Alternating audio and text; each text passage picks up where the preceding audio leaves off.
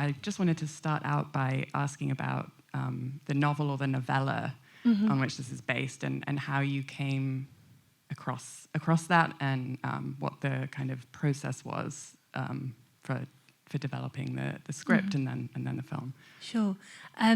So when the novel was first, I think just before publication, Liza Marshall gave me the novella to read, and I loved it, and I really loved it, and it sort of stuck with me for a long time. I was a bit nervous about how it would be adapted. And then later, actually, I'd had a child through COVID, and the script from Alice Birch came about at that point, and it really resonated with me in a really different way. So after that, we continued to develop it together. And just kind of finding a language that would work for both of us. And at what point did the incredible Jodie Comer come on board? Well, we sent her the script and sent her some images and a bit of writing that I'd done about approach, and she seemed pretty interested, and we met for a cup of coffee, which is very nice. And she really connected with it, and she kind of saw what I wanted to do with it as well. And at the end of it, I was very hopeful that she would agree to come on board, and she did. And from then on, she was pretty integral to how we saw the script. We kind of adapted it ever so slightly to meet her, and then throughout the process, she became an exec, but really did become an exec in a really beautiful way with this film. I mean, her performance is obviously the kind of the central thing to the whole narrative, and her interaction with the baby and acting with the baby. Yeah. And I can imagine that was not easy.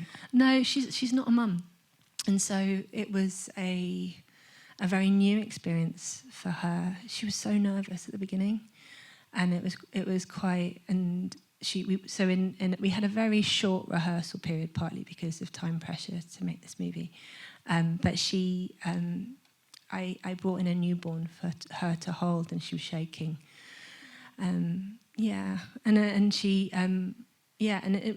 first I was a bit worried. I was like, okay, we've got babies all the way through this, and how is that going to work? But I remembered my first child and remembered what that feeling was like, and it was exactly the same. So as the film progressed, she got more and more comfortable with the babies. I mean, dangerously comfortable with the babies. A lot of the time, I had to sort of stop her from rocking them to sleep. And she definitely developed I don't know if you're a new parent, you have this kind of general everyday rock that sort of sets in. If you've had a kid, you just like end up just moving from side to side, and you'd see Jodie waiting to come to camera. She'd just be rocking, even without a baby in her arms.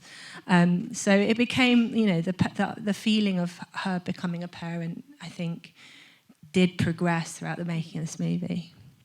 It worked perfectly. It's beautiful. Yeah. I wanted to ask you also about the incredible supporting cast that you have here.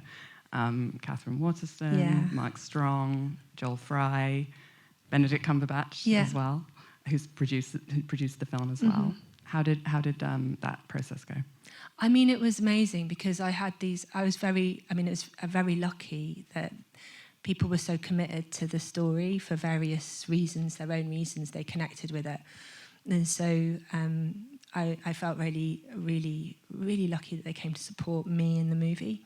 Catherine has this energy, and she completely got that part very, very quickly, and understood that it was quite amazing dealing with that character, because that character kind of is pleased the flood has arrived. It's just sort of like she's living her best life during that time. She decided to do that, and I know people like that, and I really wanted that to come out on screen. And also, she's just such a phenomenal actress as well. Her ability to improvise and be in the moment and is very precise, but also you don't know quite what she's going to do, which is exactly like the character. And then Mark Strong and Nina Sasanya playing Joel Fry's parents. That was the first week of shooting, and so I had like my most cast in one space at that time, and we kind of created this kind of collective, just making that kind of feeling of that kind of safe haven work. And Joel Fry, who I'd worked with previously, but he does a lot of comedy. He has done some drama, but he does a lot of comedy. But he has these depths to him that I really thought might work. And then we did a chemistry, which was always a bit weird, where him and Jodie connected, and it felt really natural. And I think she felt like it was really natural. I was really pleased that worked. And then Benedict, who just basically came to support in a massive way. And we had this character who was just felt like the kind of real shifting point in the story. But also, I didn't want someone just to pop up, and I hope that wasn't what it was like. I felt like he needed to feel like rooted. And he's such a phenomenal actor. It was such a pleasure working with him.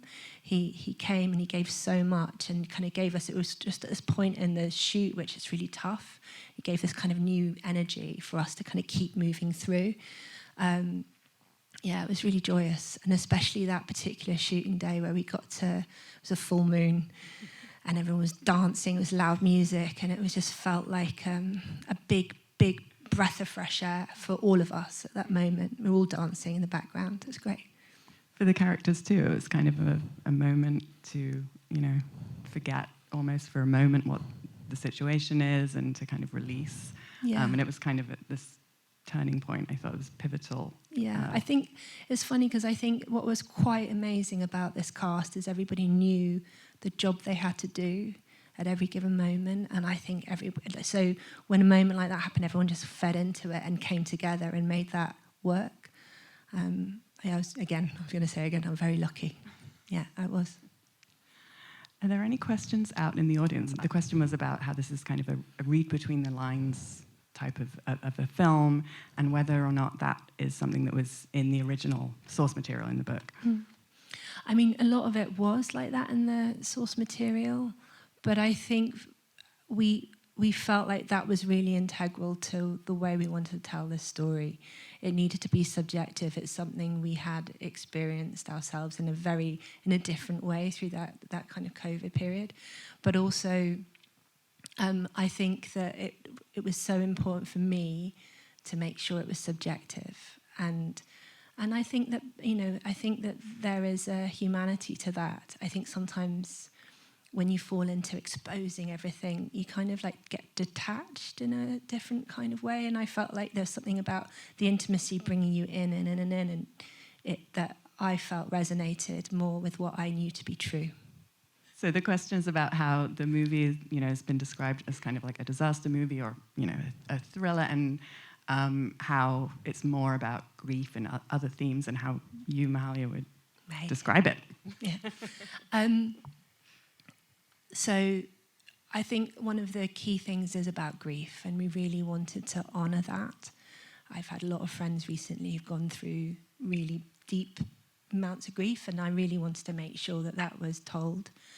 But I would say I wouldn't call it a thriller.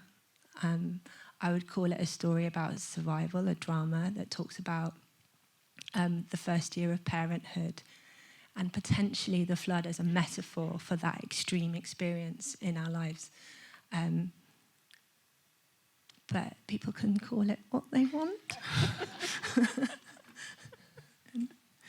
Well, I'm a big fan of those kind of films of survival thrillers, disaster movies, post-apocalyptic movies, and I just love that you made this something completely else. You took those tropes and you made it something else. We tried to hold back Jodie from crying throughout all of this until really that moment. I mean, you can see she's on the cusp quite a lot of the time, but that moment of, where am I? And that when you have to play and you have to be the mum who's, making sure the baby's okay, that for me was when we wrote that, it felt like that's my experience, and I think I'm really pleased that connected. Thank you. The question is about the role and symbolism of water in the film. I mean, it is such a symbol, isn't it? We know it from ancient texts to now, and for me, it's a reflection, but it's something that can be stagnant, it can be moving, and I don't know if it kind of stayed in the pattern that I set out, oddly. Like I was sort of thinking about the kind of like different modes of water, as in movement, I suppose, like the pouring of it, and then its stagnation, the kind of pooling of it. And then again, I loved, it was really important to me to get that waterfall shot where water became this kind of powerful beauty that we know exists, but it also felt like an energy, a form of energy. Sorry, I sound like such a hippie. So I was kind of, it's just such because it's so integral to the story, the fact that you can kind of be completely submerged and drowning in it, but also float. So I'm going to keep going. There are so many different versions of it.